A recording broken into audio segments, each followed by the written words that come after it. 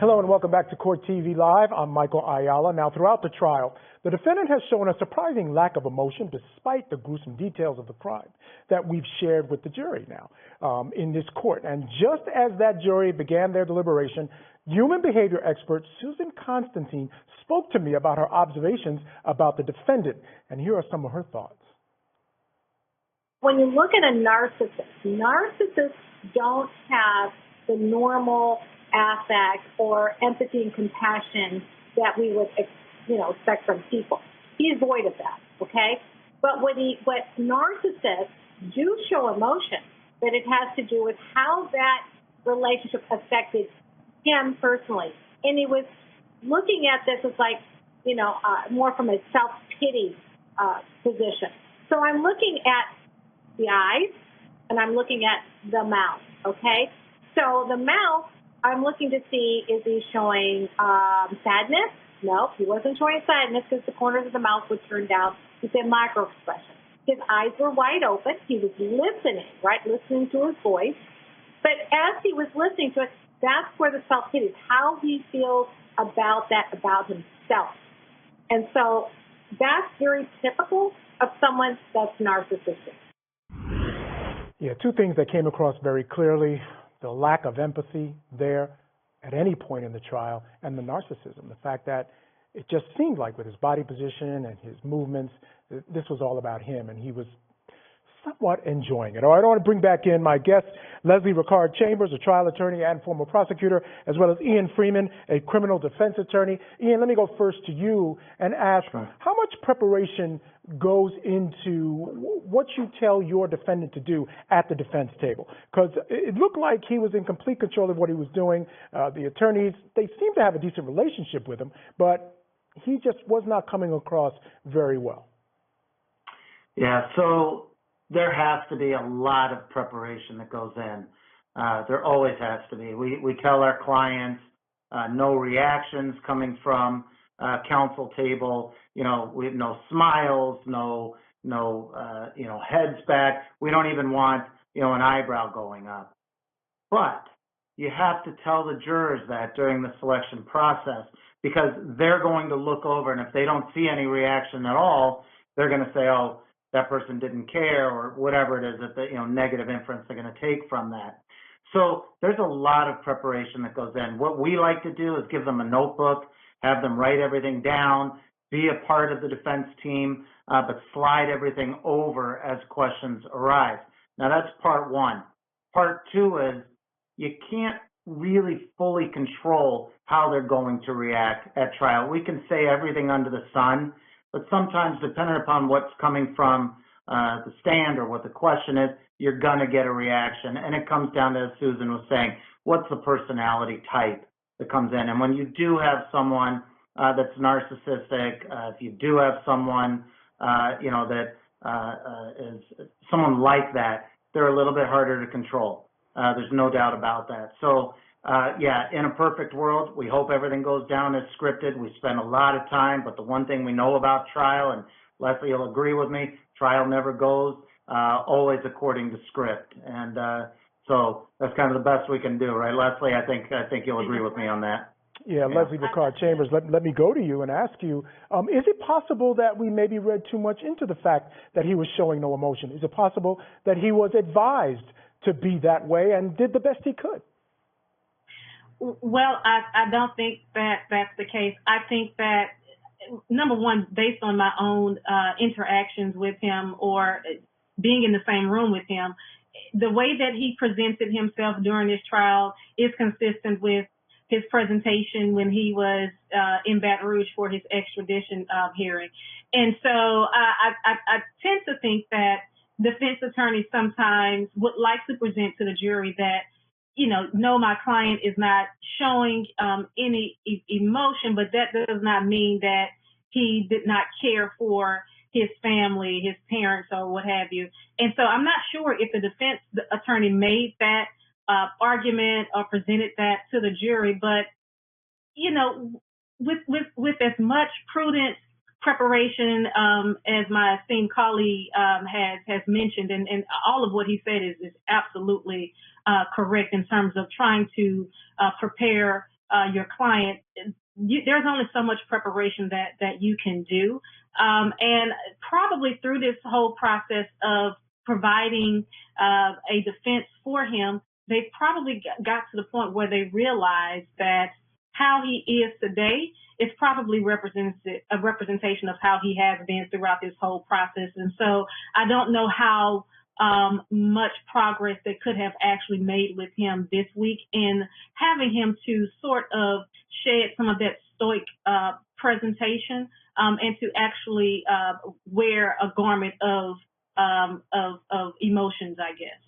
We're actually showing there, while you were talking, a picture. It was a mugshot taken of Joel Guy Jr., and I guess it's close. Yeah, I mean, this is probably close to what he looked like when you saw him, because this is either from Louisiana or when he was brought back to Tennessee, not sure, but all sort of in that same time frame. So he probably looked a lot like this, and there you can see, just looking into the eyes, sort of the emptiness there and what was radiating from him. Ian Friedman, I want to ask you if you have someone who's like this. Okay, he was obviously very intelligent. Everyone testified he went to a school for intelligent guys, and he did extremely well there, and he was a lifelong student, so obviously intelligent, was able to file his own motions, had his own mind in certain areas. How do you deal with someone like that who has their own mind, but is also just a little bit off? Well, sometimes it can be tough. Because they have their idea as to how they want to do things. And you have to kind of establish that you're the lawyer and that, they're the client. It's tough. If you've got a personality type that, egotistical and so forth, it is hard. And sometimes that carries all the way through trial. I remember one time many years ago, I had a client who in the middle of trial, right in front of the jury, told the judge that at that moment he felt that he could do it better. The judge said, I disagree, which I appreciated, but, you just never know. It's difficult throughout. But, Michael, if I could also say one thing that I think will kind of also help the Court TV viewers on the last point, and that is that, in this case, it's a little bit difficult when we're talking about how should someone act. And when you do have someone who is smarter and also sees the writing on the wall, like Joel Guy Jr. had to see in this case, what I have seen in similar situations are, if I'm going down, I'm not going to sit here and be crying about it. I'm going to stay stoic. I'm going to be strong. I'm going to go to prison, a tough guy. And so there's a lot of dynamic that we have to think about that goes into these cases. And so that's just one of the things to think about. But I think that if you think about kind of the broader spectrum of cases that are out there, not necessarily like Mr. Guy's case, the question I always pose to jurors or have people think about is, how would you act if you were sitting there? It's easy for the three of us to talk about this today academically, right? But if I'm accused of a crime for which I could go to prison, never hug my loved ones again, how am I going to act if I'm hearing these allegations? If I just want to get up there and slam my fist on the table and say, I didn't do it, but my lawyers have told me, you can't show any emotion, just write on paper. It's got to be one of the hardest things ever. And I think that's something we have to think about, because this case doesn't represent the majority of cases. The majority of cases, you don't have the smart person like this filing their own motions, thinking they can do it better than anybody else, and also recognizing that there's not a lot anyone's going to be able to do. So I just throw that out there as a little food for thought. No, it's an excellent point, and I think maybe part of that whole bravado thing that you're talking about is a motion that he filed. He wanted the judge to give him the death penalty if he was found guilty. That might all be part of the same thing. All right, please stand by, guys. We have a lot more to talk about. And before we come back, I want to let you know that early in the trial, jurors saw some shocking body cam footage from an officer at the crime scene. Now, we'll have some of that when we return, so please stay with us. And we have a quick programming note for you as well. This Saturday marks 25 years since O.J. Simpson was acquitted for the murders of his ex-wife, Nicole Brown, and Ron Goldman. Court TV is airing an encore presentation of our first original docuseries, O.J. 25, from start to finish. O.J. 25 looks back at the world-famous verdict and its aftermath through the eyes of those who were there. What do they think about the trial today?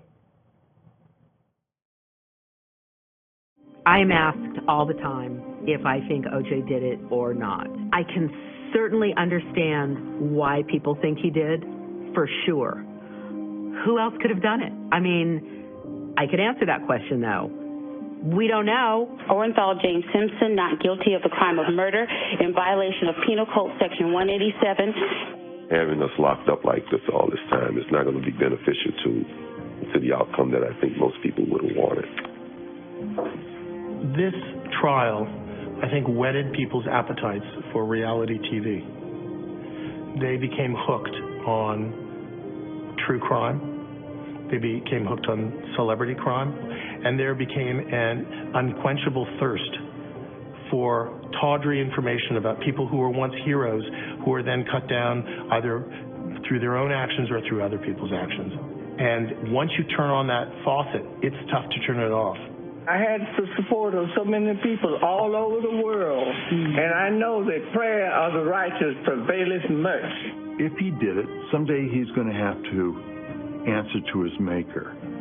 But if he didn't do it, look what we have done, not only to him, but to his entire family. This is not justice. This is a sham.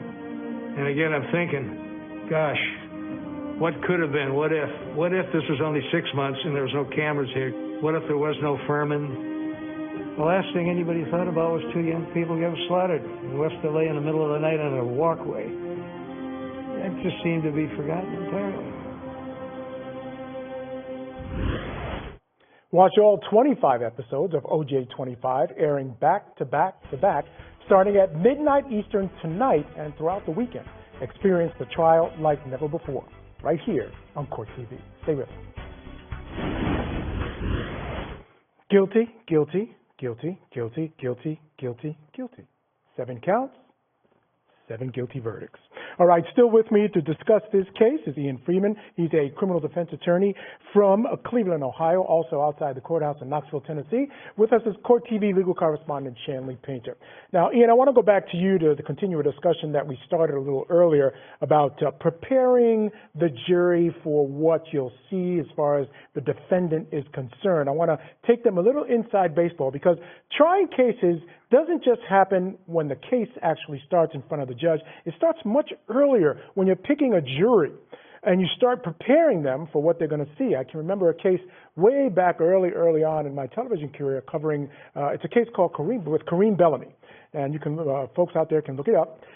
He was convicted of murder. Ultimately, he was let go because he was found to be not guilty. But at the time, throughout the trial, he's acting up. I mean, people are on the stand. You're lying. It's not true. He's just, and I always wonder if the way he was acting in the courtroom hurt him because he was not violent, but he had a lot of anger in him. He was just very angry at the situation he was in. And when the jury came back with their verdict, he went kicking and screaming the whole way.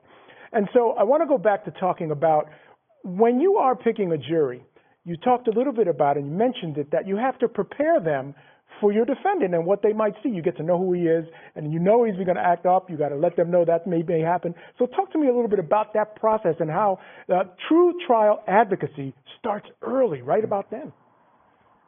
Yeah, it does, Michael. There's no question. When the jury is before us and we are picking that hopeful impartial jury, what many of us do is we want that jury to start to look at our client from minute one. We want to know, what do you see? Who do you see sitting at that table over there? We want them to start seeing that human being.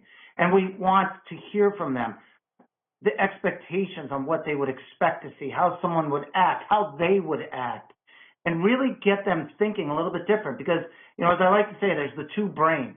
There's the brain that we woke up with this morning when we got dressed, dealt with our kids, got ready, our spouse went off to work. But there's also the brain that is different from when you have to walk into the courtroom. And that's very different. And so what we want them to do is kind of shed the brain that we use every day and realize that's different from what we see in the courtroom. And so they have to understand we're in a whole different environment. And you can't necessarily judge the landscape in this courtroom the way we would at home, as if our kids were, in a quarrel saying, he did this, she did that, and so forth.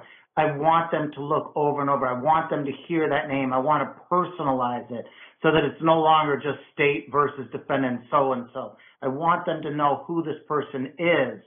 And I also want them to recognize that as a human being, they're going to listen to what I say or my co-counsel says as counsel in the case, so that if they see, like Joel did in this case, Momo, you saw him roll his eyes or something like that. Well, hopefully we can set that up so that it's not so striking to them if they see it. It's a human being who's not going to be able to stay stoic like a robot from minute one. But if that person does something, if they don't show enough emotion, maybe it's because the lawyer told them not to. I'd rather have them questioning me. I'd rather have them angry at me and questioning my motives than my clients. And so that's what we want to set up, and we want to let that jury know how much goes into that. And you're right, that starts at minute one. That's right. And Shanley Painter, did you get a sense that there was any kind of relationship at all between Joe Guy Jr. and this jury, any at all? I really didn't, Michael, because, again, the jury is spread out through the jury box and the gallery. Most of them see the side of his profile or the back of his head throughout most of the trial.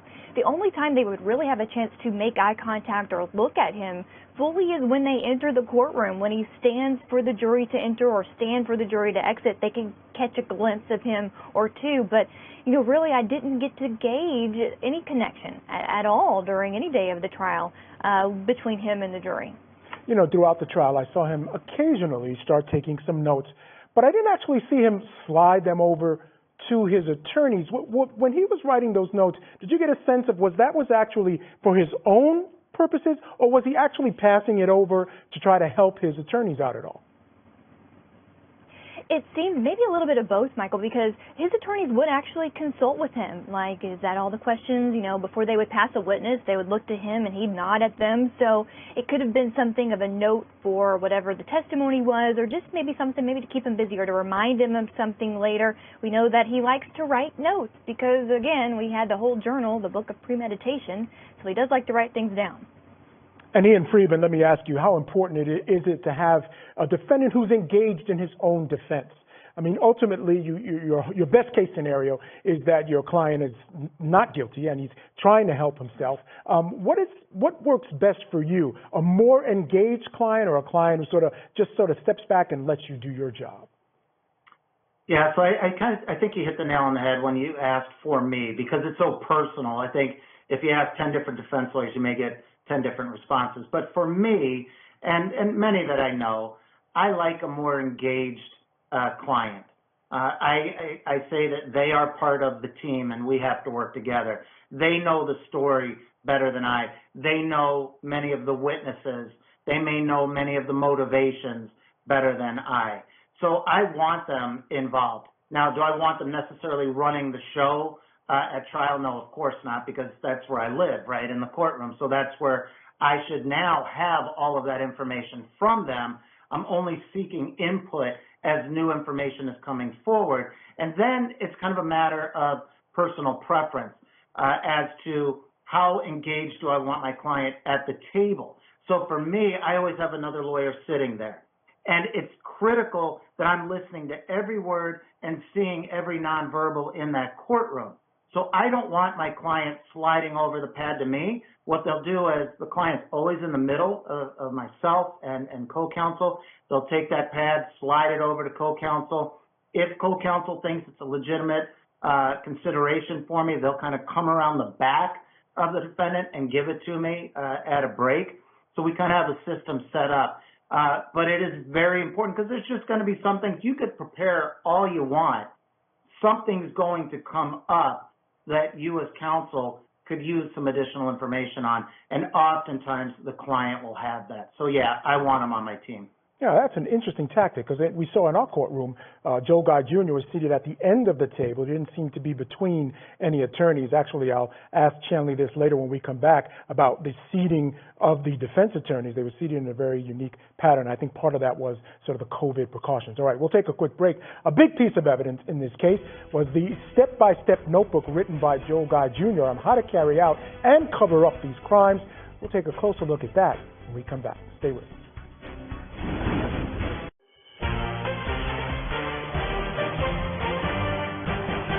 Hello and welcome back to Court TV Live, your front row seat to justice, and certainly justice was done today in a courtroom in Knoxville, Tennessee, as Joe Michael Guy Jr. was found guilty of 7 counts, 2 counts of first-degree murder, a couple of felony murder charges, as well as abuse of a corpse by a jury. And we will get his sentencing in about November 19th. Today he was actually sentenced to life in prison on the 2 first-degree murder charges and also melded into that with the felony murder charges. But on the other 2 charges, we'll find out about November 19th how that will play out, whether it will be concurrent or whether it will be added on to the end, and basically he'll spend the rest of his life in prison. I can't see that not being the case anyway. All right, still with us is Chanley Painter from Knoxville, Tennessee, and also with me is Ian Friedman. He's a criminal defense attorney in Cleveland, Ohio. Chanley, I want to pick up on a conversation we're having just before the break about the seating of the defense. And Ian made a wonderful comment about how he likes to seat his defendant between 2 defense attorneys, and he wants that defendant to talk to the other defense attorney who will then give him information. Here, I saw sort of Joe Michael sitting a little further away. There were times I couldn't even see the other defense attorneys in the picture. He was seated off to the side, off to the end, and he was conversing with John Halstead. Then I saw Mark Stevens sitting in that white chair was often Mark Stevens, and then you had another attorney sort of sitting in the gallery there. Tell me about that distancing and how that sort of relationship played out and how that affected communication. Yeah, that was really interesting, something unlike we've really seen at Court TV, because it's traditionally true that the defendant is sitting next to someone that they talk to or they pass notes to. It's usually not the lead defense attorney. But here, because of social distancing, it seems that they wanted to spread out quite a bit. And the defendant himself would actually sit in different locations at the table. He would go to the end, kind of like he was during the victim impact statements, that way, but then he would also move over, I guess when he would want to look at the big screen, move over a little bit closer to John Halstead, and then if Mark Stevens sat kind of behind counsel table, and then his third attorney was in the back row of the gallery with me. So it was interesting how they spread out. They each played different parts in the defense team.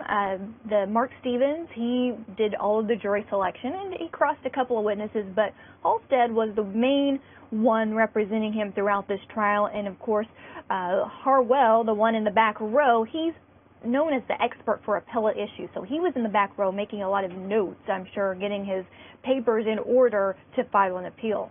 Yeah, I find Mark Stevens fascinating. He retired, but yet decided to come back to try this case. And I'm just wondering what we know about that, because if I was an attorney, this is a case I'd want to run away from. But yet he came out of retirement to be a part of the defense here. What do we know about that?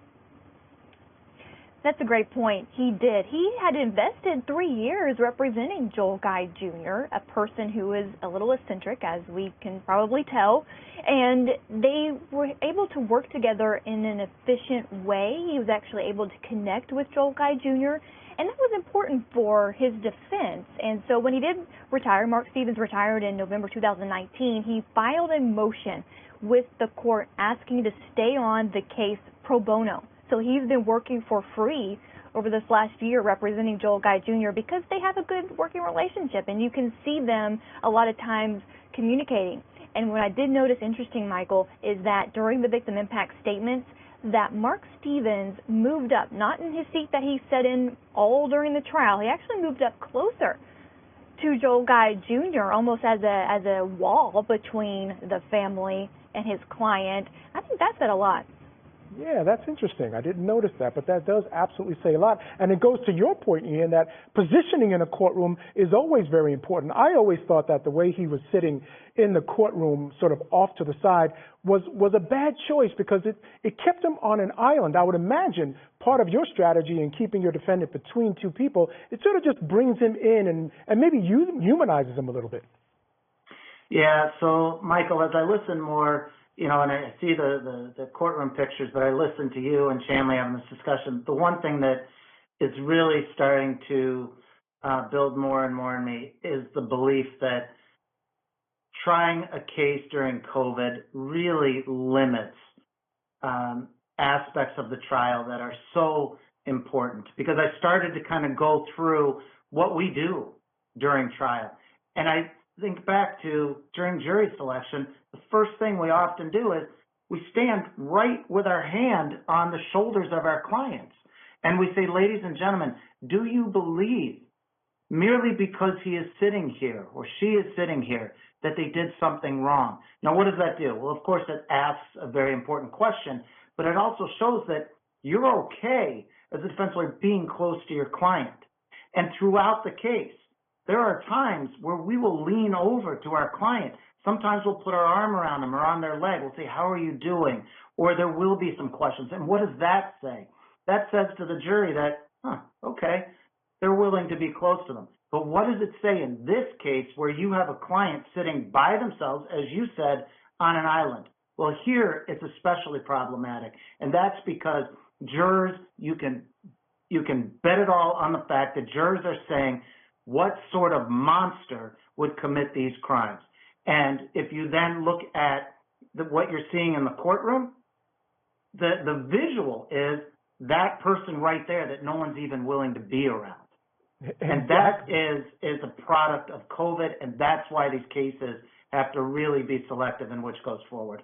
Yeah, and that's why I keep bringing these things up, because, again, I think some people are sort of playing down the effects of COVID in a courtroom. But, again, so much of what a criminal defense attorney does is nonverbal. So much of it, and just sort of, and again, this is not a case where I think is a great test case because the evidence was so overwhelming. But you have to agree, so much of what you do is nonverbal when you communicate with that jury. Absolutely. I mean, when we're building our case, right, people think that we're just writing our words down on our legal pad and we're going to ask the questions. That's part of it, but it's also how you ask the question. And oftentimes, it's not really even the question that's so important, but it's how we present it, how we receive the answer. And here, we lose that with COVID. In fact, I have to tell you that after today's broadcast, I'm probably going to call some of my colleagues to seek additional continuances on other trials, because I'm realizing just how hamstrung defendants are going to be in COVID, even with the greatest of precautions, the plexiglass and so forth. But here, I mean, I'm looking right now at Joel Guy Jr. with his face mask on. He doesn't have a mask over himself, so that's not the safest thing. You have defense lawyers that are high-risk age. I mean, this has all the ingredients of a bad trial. And unfortunately, because you always want the law to be sound, you're exactly right. The egregious nature of this case is going to tip the scale against any due process violation. That's unfortunate, because the precedent is what we need to worry about for all of the other cases that are out there. But the more we talk about this case, the more certain I am that we really have to limit the number of cases going until this horrible pandemic is behind us. Yeah, no question about it. Shanley Painter, let me get back to you for a quick second. From when you picked up the case till the end, did the defense make any overtures to the jury to try to get them to understand who Joe Guy was? I mean, I think they knew from the beginning they weren't going to put him on the stand. But, of course, you're always trying to humanize your client. Did you get any sense at any point during this trial that that's something they were trying to do? What did you see as far as that goes? The only time, Michael, that we had a glimpse of who Joel Michael Guy was, the cross-examination of Mike McCracken, his best friend, roommate for years, was on the witness stand. And during that cross-examination by Mark Stevens, who hadn't cross-examined anyone yet, he elicited the testimony of a little bit more insight into the defendant. And that's really all the jury heard, other than the family members of the victim, who portrayed him as a recluse, someone who was acting oddly on the Thanksgiving weekend of 2016. Usually he would stay in his room the whole time, but he was outgoing during that weekend. That was odd to them. But from Mike McCracken, we sort of got a sense on cross-examination that he was just an awkward, person, spent a lot of time on YouTube, and again, they didn't reinforce any of those elements really during the closing argument. So during that cross-examination was probably the only time the defense attorneys put that forth. All right, Chanley Painter, thank you very much. Ian Friedman, thank you. Stay with me, please. We'll be back for much, much more in a minute. Now, this case proved to be a big challenge for forensic investigators. We'll look at that coming up. Stay with us.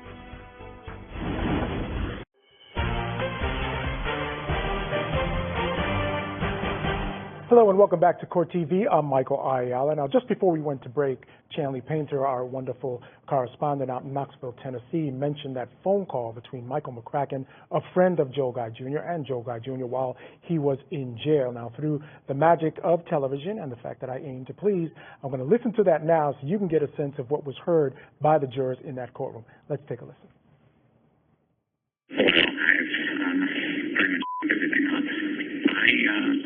I don't really have much of a chance of being happy anymore, but you do. You do. Eventually you're going to meet somebody, and you claim that I haven't been an albatross or anything before, but I certainly would be now. And freaking prison. On that basis, I think you should probably just sort of consider me dead. And move on with your life. Still with me is Ian Friedman. He's a criminal defense attorney out of Cleveland, Ohio. And Ian, I want to ask you about that little piece of tape. I thought that was an interesting part of the trial. It was a piece of evidence that was used by both sides. I mean, the prosecution felt that it was an admission of guilt. I'm not so sure it went that far, but they certainly tried to paint it that way. But I also thought it represented an opportunity that might have been missed by the defense to humanize their client. It was the only time we heard from him. How important is that phone call when you know you're not going to hear from your client, but you're able to hear from him in a situation like that? Is that something that you would try very hard to figure a way to use to your advantage? He did sound a little bit, I felt a little sorry for him there. And I for the first time, I felt like I had some feelings for him. So it's a great question. Yes, the answer is unequivocally yes. If I have a piece of evidence that I can get in, whether it's a video, audio, whatever it is, capturing my client and humanizing them and perhaps presenting favorable evidence that I can put on without having to put my client on the stand and subject them to cross-examination, you better believe it, I'm going to put it on. I'm going to put on as much as I possibly can. This particular piece of evidence, it's interesting to hear you say it kind of you didn't know if you felt sorry for him or not, because I read it a little bit different. I felt a little bit different about it. I've always gotten the sense that there was kind of this narcissistic element to him. And for me, I didn't buy it. I kind of felt as though he was seeking an invitation from his friend to say, no, I'm going to stick with you. So I'm glad to hear you say that. And it just goes to show that 12 jurors can think 12 different ways. But the one certainty is if I have something that I really believe everyone can only take one way, which is favorable to my client, yes, I'm going to put it on, because I always want to do a case first, at least without having to put my client on. We only want to put our clients on when we have to. Absolutely. And you're probably in the majority. Folks around here probably felt the same way about that phone call. For me, it was interesting because, again, up until that point, I had no clue who this guy was. I had no clue if he had any friends, what he had done with his life. I know he had gone to these schools and was a bright guy, but really didn't have any sense at all. This was a little piece of humanization for me. That's kind of how I saw it. Let's take a quick look at how his attorney, John Halstead, kind of dealt with it in his closing argument. The phone call to Michael McCracken. Mr. Guy never says that he killed anybody. Mr. McCracken never asked him, did he kill anybody? There's really no reference. It's just kind of this snippet of a call taken out of somewhere else, but we don't know what it's really about. We know he's feeling sad. We know he's telling Michael this should be goodbye, but we don't know that he's committing or admitting to a homicide. So I think Halstead did the best he could. I'm not going to question his tactics, but again, I just felt like this was the first time we saw that he had a friend, and someone, not was just a friend. I think there was some suggestion that there was even more of a relationship there, and I thought that was important in this trial. Yeah, there's no doubt that it certainly was an important issue, but I think more could have been done to possibly bolster to show its importance. So, for instance, here's something that could be done. When cross-examining the lead detective in the case, if you want to humanize the client, do that by offering up areas where the detective could have gone but didn't. What does that do? It really kind of addresses two issues at once. It shows that a detective did not do everything that they could have in the investigation, and it also highlights this. Let me give you the examples so you understand what I'm saying. So, for instance, detective, you're aware that he had a number of friends while in school or while on the job. Yes. Did you go and interview those people? No, I did not. So what did you do? You showed that they did not go to see about his character, to see about his propensity towards violence and so forth, and yet you've also told the jury and the detective has basically validated the fact that, yes, there are those friends. Keep doing that, build it, and then maybe that evidence that we just heard has greater value and greater weight. So I just think there could have been a lot more to set the foundation for that, and again, give it greater value, greater context to the jury. That's right. That, ladies and gentlemen, is trial advocacy right there. And I also thought there were points in the trial where he had opportunities to object. So there were times where experts were being asked about their particular expertise, but then they were asked questions outside of their expertise, which I think were certainly objectionable questions, that they didn't object. And I think if you're going for a reasonable doubt defense, which is what this was, you want to muddy the waters as much as possible to say, again, there are things that weren't done. You're overreaching. You're going too far. You guys are not as clear and concise as you think you are in this case. And I thought there were some missed opportunities for that. Yeah, I mean, certainly, and it's always hard, there are some lawyers. I remember I was a young lawyer and I had a conversation with a veteran lawyer, and before my very first trial, he said to me, let me give you one piece of advice. He said, if you feel down here in your gut that you should object or there's something wrong with the question, just object. I disagree with that today. You have to pick and choose because you're right, you want to muddy it up, but at the same time, you don't want to muddy your own credibility.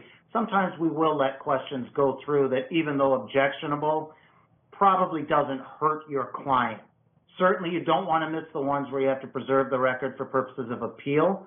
So it's tough, and that gets back to exactly why lead counsel always has to sit there and be hyper-focused. It's exhausting, but you have to hear every word, the tones in which it comes back to you. You have to see how the jury is responding. You have to look to see if the judge is looking at the jury in response to questions. It is exhausting. And I'll tell you, you know how you tried a good case, whether you're a prosecutor or a defense lawyer. At the end of the trial, you are exhausted. You are on the couch in almost a fetal position with your toes curled, and you know that you gave it everything. And that's the only way that it can and has to be done in a courtroom. Yeah, it's really, you're walking this constant tightrope for both. I think just for the prosecution and the defense, you don't want to go too far, but you need to go far enough to make sure that you're having an impact. All right, Ian Friedman, it's been fantastic. Thank you so much for being with us. Always. All right, Thanks, really do appreciate it. Ahead, a sister of the man convicted of killing her parents speaks out to the court.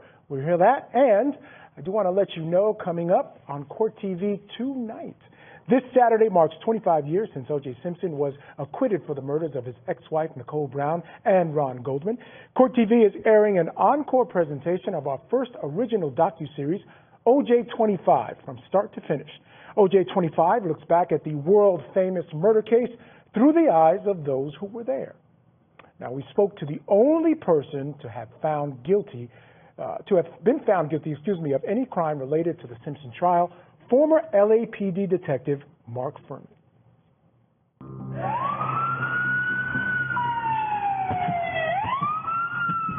All I did was try to get a hold of Marcia Clark so we could discuss this impending testimony. The message I left her once was, hey, look, I'll follow my sword for you. We just need to have some tactics so everybody knows how it's going to go down. So at least I can be confident enough for an objection or something, some help. You can't let me be butchered by the defense. She would never return my call.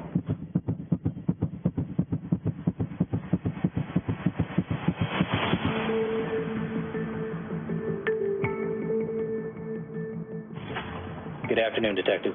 Good afternoon, Your Honor. You reminded, sir, that you were still under oath. Mr. Ullman, you may proceed. Watch all 25 episodes of OJ 25 airing back to back to back starting at midnight Eastern tonight and throughout the weekend. Experience the trial like never before right here on Court TV. Stay with us.